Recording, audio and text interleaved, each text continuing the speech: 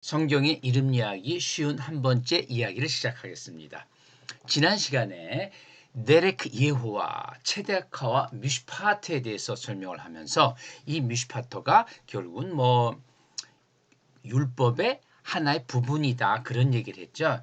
율법이란 토라라는 건 굉장히 큰 개념이에요. 그 안에 명령, 계명도 있고 규례도 있고 법도 공의 같은 것이 있는데 이 미슈파트가 법도와 공의, 재판을 담당하는 부분을 미슈파트라 그래요. 그러니까 우리가 쉽게 그냥 율법 이렇게 하지만은 율법에도 이제 좀 알아간 위계가 있는 거죠. 위계가 있는데 사실은 이 율법의 위계를 얘기하고자 하는 게 아니고요. 율법보다 더 상위의 개념, 약속, 언약이라는 개념과 율법의 개념을 설명하면서 이 언약의 개념이 구약에서 나타난 언약의 개념이 신약에서 어떠한 구원으로 등장하는가 그 얘기를 하고자 하는 거죠.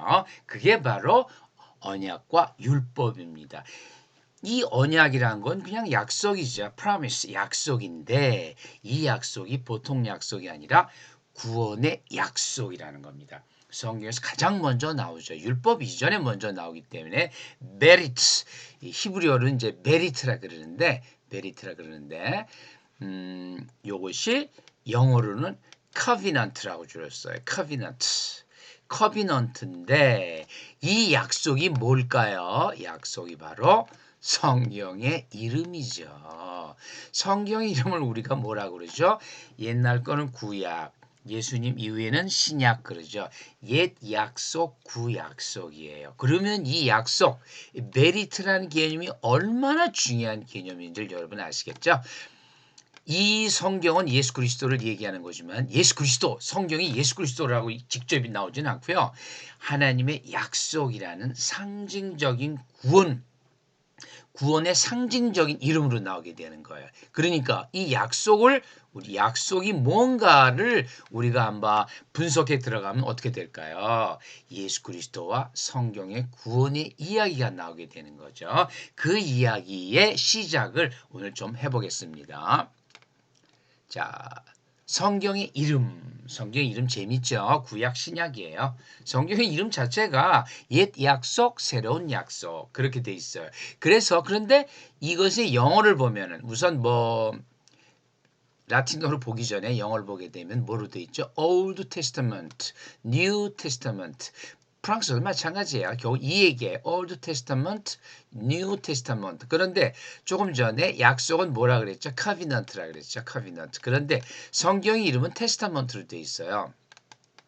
엄밀히 말해서 현대 영어나 프랑스어 다 마찬가지예요. 약속은 테스타먼트로 쓰질 않아요. 이 테스타먼트가 지금 현대 인도 유럽어에서는 약간의 증거, 심지어 프랑스에서는 테스타먼트 하게 되면 이런 유언적인 의미가 더 강해져요. 근데 성경의 유언은 아니죠. 성경은 현재 진행형이니까 테스타먼트를 써도 이 의미가 어디서 왔느냐? 이 의미는 라틴어에서 왔어요. 라틴어. 지금 성경도 성경의 내용에서 언약이라는 단어를 찾아오면 전부 covenant로 돼 있어요. covenants. 약속, 언약 전부 covenant로 돼 있는데 왜 그러면 이름은 구약 신약에서 테스타먼트로 썼을까? Old Testament, New Testament. 그거는 히브리인들이나 헬라 사도들이 편지를 쓸 때는 그 히브리 성경은 이름 자체가 없고요. 전부 다 하나하나 책 사람이 쓴 걸 주로 이름을 쓰고 모세오경은 첫 문장에서 가장 중요한 핵심어를 그 문장에서 핵심어를 성경 이름으로 쓴다 그랬죠. 그래서 태초에 광야에서 이렇게 쓴다 그랬죠. 그런데 신약의 사도들은 자기네들이 어떤 성경책을 이루고자 쓴 게 아니었죠. 그때 필요에 의해서 로마에다 편지를 쓰고 에베소에 편지를 쓰고 전체 그리스도인의 편지를 쓰고 편지를 썼던 거예요. 그리고 이것을 모아서 하나의 성경으로 편찬한 것은 사도들 이후에 거의 300년이 지나서 이 성경을 만들게 되기 때문에 사도들은 처음에 편지를 쓸 때 이게 나중에 성경 일부 되겠다 그런 생각은 아마 없었을 거예요. 그냥 편지를 쓴 거예요. 너희들 예수 그리스도를 믿으면 이런 것이다. 예수는 이런 분이다. 너희들 또 헛된 거짓 선지자가 왔다. 이렇게 급해가지고 아주 상당한 아주 그 뭐라고 그럴까 그 당시에 어쩔 수 없는 사정에 의해서 아주 신속히 그렇게 해서 쓴 거죠 성경을. 그렇기 때문에 어떤 그 전부 다 편지 형식으로 돼 있고 복음 형식으로 돼 있지 그게 하나의 성경으로 돼 있는 건 아니에요. 그렇기 때문에 성경이 전체적인 이름을 신약이라고 붙일 리는 전혀 없겠죠. 그래서 헬라어 히브리어에는 성경 이름이 없어요. 성경 이름이 없어요. 전체적인 이름은 없어요. 그냥 뭐 구약은 그 사람들은 그냥 뭐 스크립트 글 뭐 그야말로 케투빔, 토라, 네빔 이런 식으로 불렀던 거예요. 좀 이따가 다시 하겠지만은 히브리 유대인들은 성경을 갖다가 뭐라고 했을까요? 구약이라고 당연히 안 한다 그랬죠. 이건 벌써 제가 한 서너 번 얘기를 했죠. 타나크라 그래요. 타나크. 이것은 토라 율법서는 토라라 그러고 율법이 토라는 모세 오경을 얘기해요. 그다음에 선지서 이사에서부터 쭉 근데 이게 역사서도 사실 선지서에 들어가더라고요. 저도 잘 몰랐어요. 근데 나중에 찾아봤더니 선지서에 뭐 사무엘 상하도 다 선지서로 들어가더라고요. 하여튼 율법서, 선지서, 성문서 이 성문서는 케투빔이라 그래요. 이 선지서는 네빔인데 나비가 선지자예요. 나비가 선지자인데 그 복수형이 네비임. 그래서 임자가 들어가면은 이것은 거의 복수일 확률이 거의 7, 80%가 돼요. 그래서 요 율법 선지 성문서 케투빔이란 건 뭐냐면은 히브리어로 카타브가 write예요. 쓰다 기록하다예요. 그 카타브의 명사형 카타브의 분사 명사의 케투빔이 되는데 이제 아시겠죠? 카로 시작하는 것들이 뒤에 뭐 임하고 복수가 붙으면 개나 뭐 크나 이렇게 많이 되죠. 여기도 그렇죠. 나로 시작했는데 네비임 여기도 네비임이 있네요. 이것도 복수예요. 이것도 복수예요. 바로 위에 또 있었네요. 얘가 저도 지금 봤네요. 네비임 하니까 어떻게 돼요? 나가 내가 되고 카가 캐가 되고 뭔가 여기서 유사한 규칙성이 있는 거죠. 이 어떤 규칙성이라기보다도 규칙성이에요. 근데 그런 걸 지금 얘기하고자 하는 게 아니니까 뒤에 임이라는 이러한 접두어가 붙으면은 앞에 아가 약간 약화돼서 내나 느나 이렇게 돼요. 이제 그런 것이 있다라고 그냥 넘어가세요. 모르셔도 돼요. 그래서 토라, 네빔, 케투빔에서 이 T와 N과 K만 딱 따가지고 T, N, K에다가 히브리어는 어떤 이 자음 3자음 언어이기 때문에 3자음만 나타났다 그러면 명사를 만들려면 가운데다가 R을 집어넣어주면 돼요. R을. 가운데다 R을 집어넣어줘요. 그럼 일단 명사 비스름하게 돼요. 이게 실제적으로 단어는 아니지만 그래서 타나크라 그러는 거죠. 타나크. 그래서 유대인의 성경 명칭은 타나크다. 그들은 타나크라 그래요. 제가 그래서 몇 번 타나크다 그랬죠. 이제 여러분이 대여섯 번 들었죠. 앞으로도 계속 들을 거예요. 왜냐하면 이것이 성경의 이름 얘기인데 성경 얘기를 안 할 수가 있나요? 계속 타나크 나올 거예요. 그래서 한 20번 정도 들으면 여러분들 이제 기억이 남게 돼요. 타나크. 그런데 지금 우리는 Old Testament, New Testament라고 썼는데 이 테스타먼트는 지금 영어 사전이나 불어 사전 찾아보면은 약속이란 뜻보다는 증거, 뭐 유언 이런 뜻이 많아요. 왜 테스타먼트냐? 헬라어, 히브리어 성경 이후에 한 기원 후 한 500년 정도 돼서 5세기, 6세기 정도 돼가 불가타 제롬 히에로니무스라는 사람이 있었는데요. 그 사람이 자기 제자와 자기가 동업자들을 모아가지고 성경을 만드는데 그것을 불가타 성경이라 그래요. 불가타 성경이 뭐예요? vulgare라서 이것은 일반적인 세속적인 그런 말이죠. 그걸 이제 라틴어로 번역을 하는데 그래서 이 사람들이 처음으로 베투스 old예요. 베투스 요 베투스에서 베테리스 베테랑 그렇게 베테랑이 나와요. 베테랑은 뭐죠? 아주 오래된 숙련된 그런 말이죠. old가 그런 뜻도 있죠. 늙은도 있지만 숙련된 그런 뜻을 써요. 그래서 베투스 테스타멘툼 노분 테스타멘툼 이게 툼하면 이게 중성이에요. 중성이라서 되는데 이 베투스는 삼변화 형용사라서 그냥 베투스 우수가 이 중성이 돼야 그것도 좀 어렵지만은 자 그래서 이 올드니 뉴니 하는 이 성경에 이름 붙인 것도 불가타 성경이 최초일 것 같아요. 그 전에는 뭐 이런 개념이 없었으니까 그래서 이 테스타먼툼이 돼요. 즉 중요한 것은 성경 이름이 이렇다 하는 것은 이제 불가타 히에로니무스 제롬 히에로니무스라는 사람이 이 불가타 성경 라틴어 성경이죠.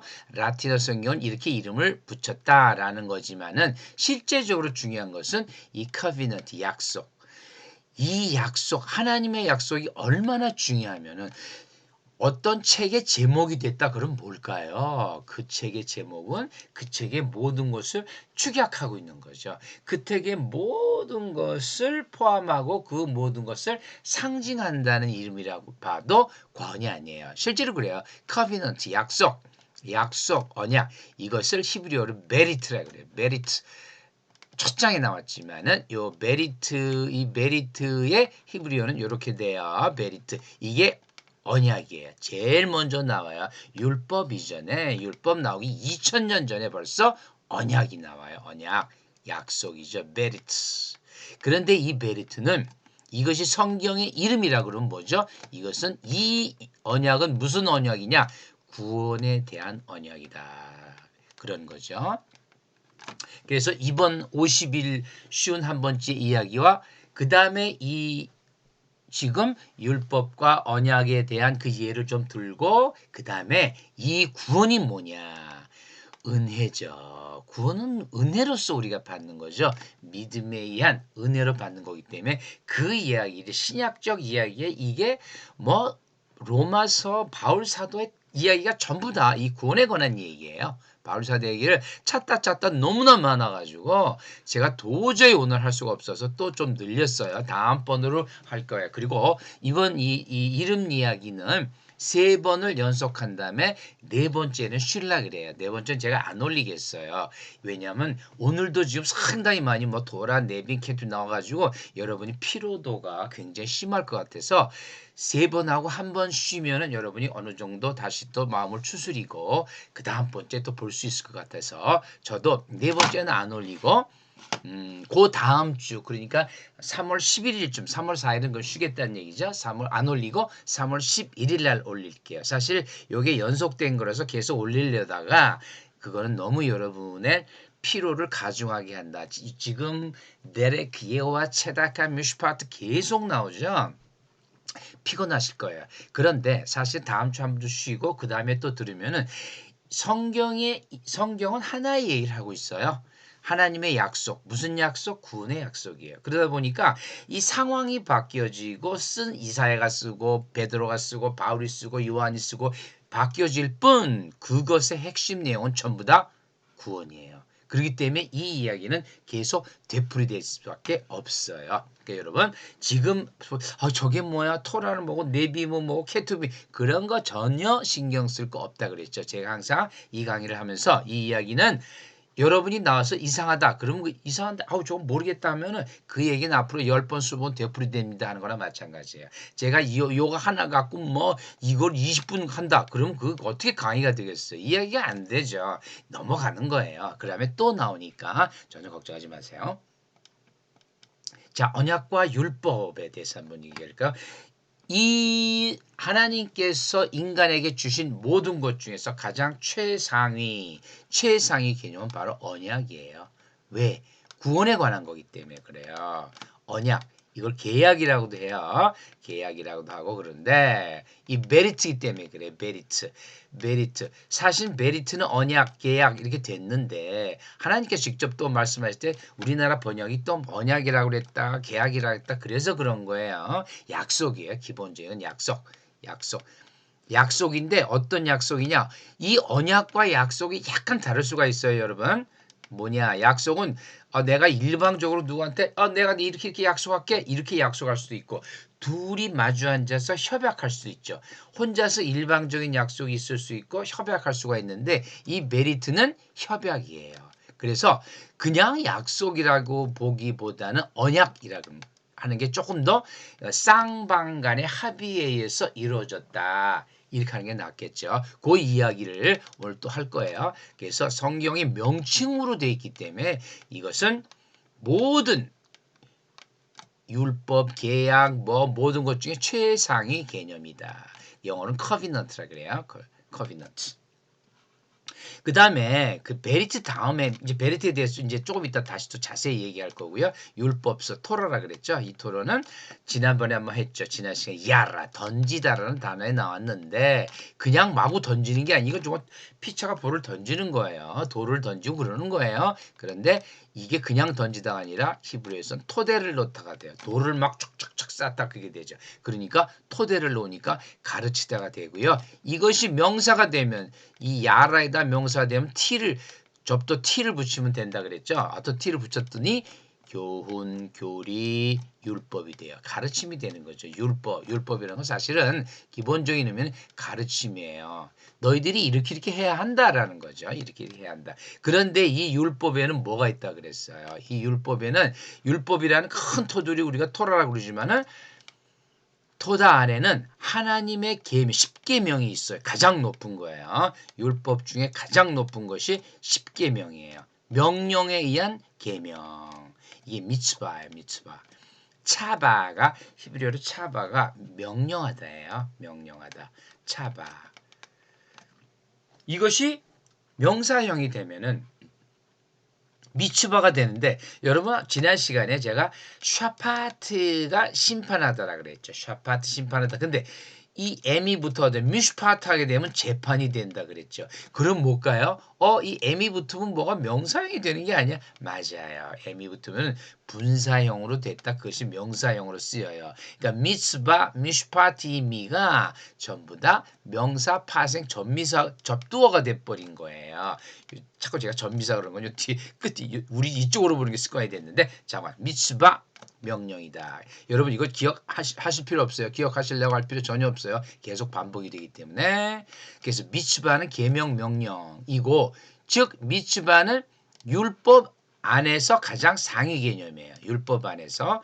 그 다음에 후카의 개념이 있어. 어렵죠? 이거 생각하지 맙시다. 이거 어려우니까. 그 다음에 계명이 있고 규례, 율례가 있어요. 너희는 어떻게 제사 지낼 때 이렇게 해라, 뭘 이렇게 해라. 제사장은 반드시 무슨 옷을 입고 이런 것이 규례가 되는 거예요. 제사장은 뭘 입고 그 다음에 제사할 때 오고 뭐 어떻게 하고 피를 어떻게 뿌리고 어떻게 하고 뭐 지성소는 한 번 들어오고 이런 거는 십계명하고 좀 다르죠. 제사장과 제사에 관한 거 그다음에 이스라엘 백성이 지켜야 할 규례 같은 것들을 후카라 그래요. 규례, 율례. 그다음에 미슈파트는 뭐냐? 이거는 법도, 공의, 심판을 얘기한다 그랬죠. 너희들이 재판할 때 공의를 해라. 이건 굉장히 중요한 거죠. 후카는 그래서 상당수가 이게 그 제사 규례를 많이 얘기를 하는 것 같아요. 제가 뭐 자세히 살펴보지는 않았기 때문에 전체적으로 보면 그래요. 좀 이따 다시 설명할게요. 근데 미슈파트는 중요한 거죠. 정의, 공의. 너희들이 재판할 때 어떡하죠? 하나님의 의를 나타내라. 그래서 굉장히 중요한 거죠. 그래서 요 세 개가 토라를 이룬다고 보시면 돼요. 토라를 이룬다고 보시면 되는데 요 영어 개념을 써놨는데 메리트는 커비넌트 개념이고 율법서를 영어는 law라 그래요. 법 로라 그래요. 그리고 미츠바는 commandment, ten commandments 그런 영화도 보셨죠? commandments 계명 상위 개념이에요. 그래서 보라색으로 써놨어요. 이 규례는 ordinance 규례, 법례, 규율 이런 거고 미슈파트는 justice, judgment. 스태츄트는 어려우니까 빼버리고 justice나 judgment예요. 정의, 판단, 즉 정의롭게 판단하라 그런 개념이겠죠. 그래서 그러니까 여러분들은 지금 어떻게 생각하냐면 율법도 다 같지는 않다. 그 안에 칭의가 좀 있더라. 그렇게만 생각하시면 돼요. 미츠바, 후카, 미슈파트. 미슈파트는 좀 여러분이 이제 공이나 재판이다 이제 기억나실 거예요. 자, 그러면은 이제 가장 중요한 언약의 개념에 대해서 좀 알아볼까요? 언약. 제일 먼저 나와요. 창세기죠. 창세기 6장. 창세기 6장 하면 누굴까요? 무조건 노아죠. 뭐 이거는 다른 사람은 쉽게 넘어가고 노아는 내가 언약을 세우리니 이 언약이 뭐예요? 커비넌트예요. 커비넌트. 내 가족들과 함께 방주로 들어가고 방주가 뭐라 그랬죠? 방주. 이것은 방주로 들어가고 예수님께서 요한복음에서 계속 내 안에 거하라. 내가 아버지 안에 거하는 것이 그게 좀 방주 개념. 즉 구원의 개념이에요. 이게 언약이라는 것은 그 뒤에 언약이 뭐 율법도 될 수는 있어요. 언어가 막 그냥 섞이니까. 그러나 언약의 기본은 언약은 뭐라 그랬죠? 이거 성경 이름이에요. 성경 이름이기 때문에 이게 율법을 다 포함한 다 나타나는 그건 아니고 언약은 구원, 방주기. 자, 처음 나오는 언약이 뭐냐? 처음 나오는 언약이 방주예요. 방주로 들어가라. 요 디아페께 어려우니까 빼죠. 제가 지금 참고로 막 적어놨는데 사실 저 원본 거는 굉장히 많이 막 저 원어로 적어놨어요. 이걸 다 빼느라고 다 빼버리는 거예요. 커비넌트. 그래서 구원이다. 내가 너희와 언약을 세우리니 이건 이제 홍수로서 한번 그야말로 쉽게 말하면 물 청소를 한번 했어요. 세상을 청소를 싹 하고 나서 9장에서 다시 노아의 가족과 언약을 세우리니 뭘 세우죠? 다시는 홍수로 멸하지 아니할 것이라. 너희를 죽이지 않겠다는 거죠. 그게 언약이에요. 그 다음에 두 번째 언약이 아브라함이에요. 그러니까 이게 전부 다 체다카 개념과 똑같은 거죠. 이 다음 다 체다카, 의인들의 righteous man들이죠. righteous man. 그를 이끌고 내 하늘의 목표를 세워봐라. 내 자손이 이렇게 많을 거다. 아브라함이 믿었죠. 요 다음 절이에요. 여호와를 믿으니 여호와께서 이를 그의 의로 여기셨어요. 가장 중요한 거는 구약이 뭐라고요? 구약은 믿음의 책이에요. 믿음의 책. 언약의 책이고 구원을 위한 언약의 책이고 믿음의 책이에요. 율법은 죄를 깨닫는다. 이 율법에 대해서 신약 성경 바울이 처절하게 얘기를 하고 있어요. 율법이 어떤 것이냐? 율법은 죄를 깨닫고 율법은 너희를 저주 아래 놓는다. 다음 시간 오늘은 도저히 시간이 안 돼서 다음 시간에 아마 할 것입니다. 그다음에 그날에 여호와께서 아브라함과 언약을 또 세웠어요. 무슨 언약? 내가 이 땅을 내 자손에게 주니 가나안 땅이죠. 가나안 땅을 다 내 자손에게 준다. 이거는 싹 말을 바꾸면 어떻게 될까? 예수께서 믿으면은 내가 천국에는 거할 곳이 많노라. 너희들이 천국으로 올 수 있겠냐? 그 말이에요. 그 말을 상징하는 거라 볼 수 있겠죠. 자, 그래서 언약. 그럼 실제적으로 이 언약이 노아에서 나왔지만은 이 창세기 17장에 가보면요. 이거 그냥 언약의 장이에요. 창세기 17장은 20 몇 절까지 있는데 그 중에 언약이란 단어가 무려 10번이나 나와요. 마치 히브리서 11장이 우리가 믿음장이라고 그러죠. 믿음으로 막 수없이 나오죠. 뭐 수는 있겠지만은 이 창세기 17장도 언약의 장이에요. 언약의 장. 10번이나 한다. 제가 세봤어요. 다 쓰진 못하고 내가 언약을 너 사이에도 너를 번창하리라. 민족의 아버지가 되리라. 영원한 언약. 여러분 영원한 것은 한번 기억해 주세요. 메리트 올람이에요. 메리트 올람. 올람 이것도 여러분 들으셨어요. 이제 한 4-5번 들었기 때문에 앞으로도 계속 들으실 거예요. 올람. 디아페케 아이오니오스 이런 건 몰라도 되고요. 다시 또 나와요. 그런데 이 언약 중에 너희 중 남자는 다 할례를 받으라 이 말도 나와요. 이것이 나와 너희와 너희 후손 사이 지킬 내 언약이니라 이런 말이 나와요. 이 할례는 율법이죠 사실은. 그런데 하나님과의 언약이에요. 이스라엘의 구원의 언약이에요. 언약이 그래서 이런 것도 살짝 포함을 한다라고 얘기를 해주고 싶어서 한 거예요. 그 다음에 21절에는 내 언약은 내년 이 시기에 사라가 내게 낳을 이삭과 또 세우리라. 이렇게 창세기에서는 아브라함과 가장 많은 언약을 하시고 그 다음에 이삭과 또 야곱과 언약을 하시죠. 야곱과 언약도 해요. 자 그러면은 이제 계명 율례, 법규에 대해서 한번 할까요? 창세기 26장 보면 아브라함이 내 말을 순종하고 내 명령과 이 명령은 차바의 명령이 아니에요. 다른 명령이니까 이거 빼고 계명과 율례와 법도 이렇게 나오죠. 출애굽기 또 나를 사랑 내 계명을 지키는 자는 이거 미츠바야. 미츠바 차바 계명 미츠바 후카 토라 이런 것이 다 토라에 되는데 이 토라는 노모스예요. 다음 시간에 또 자세히 할 거예요. 다음 시간에 또 자세히. 그래서 계명, 율례, 법규 이런 것들이 전부 다 율법의 토라에 속하게 되는 거죠. 토라. 이 미츠바 차바라 그랬죠. 미츠바. 그래서 미슈파트에 대해서 지난 시간에 했기 때문에 그건 심판이다. 정의다 그랬죠. 정의예요. 체다카 정의예요. 공의고 체다카는 개인적인 퍼스널하고 미슈파트는 소셜하다 그랬죠. 자, 그래서 이 토라에 대해서는 이런 계명, 율례는 규례도 되고요. 법규 다 그게 토라의 개념이다가 되고요. 그 다음에 후카가 개념이 조금 좀 어려운데 어렵진 않아요. 그냥 이거는 이스라엘의 절기와 제사를 통해서 먼저 후카의 개념이 나와요. 출애굽기 보면은 여호와께서 재앙을 내리려고 지나가실 때 문설주의 피를 보시면 그 문을 넘으사. 이게 중요한 거예요. 문설주의 피. 즉 이스라엘인들에게 문설주의 문에다 피를 바르라 그랬죠. 그런데 마지막 구원은 피예요. 피. 여러분 그렇게 한번 생각해 보세요. 이스라엘 백성들이 출애굽할 때 굉장히 많은 이방인들이 나오게 돼요. 그럼 우리가 상상을 한번 해보죠. 이건 언어적인 게 아니고 그냥 상상을 해보면은 이스라엘 사람들이 가장 친하게 지난 이방인들의 가족을 불러다가 야, 너 우리 집에 오늘은 지내야 돼. 안 그러면 네 아들 죽어. 큰아들. 이렇게 했을 가능성도 있겠죠. 그렇기 때문에 굉장히 많은 이방인들이 나오죠. 이방 족속들이 나오죠. 피를 보고 건너간 거예요. 그렇다 그러면 뭐냐? 이스라엘인만 살려준다. 그게 아니에요. 이 피 안에 들어가 있으면 뭐 전부 구원을 받는다는 개념이죠. 굉장히 중요한 개념이에요. 믿으면은 다 구원을 받는 거지 누구 이스라엘은 구원받고 그게 아니죠. 이게 굉장히 중요한 개념이에요. 문설주의 피, 이 피를 보시고 넘어가신다 그랬어요. 자, 그거는 그런데 이것이 이를 규례로 삼으라. 이것이 후카예요. 그러니까 후카는 뭐가 되죠? 하나님의 구원에 대한 그 감사함으로 절기를 지키고 제사를 지내는 거예요.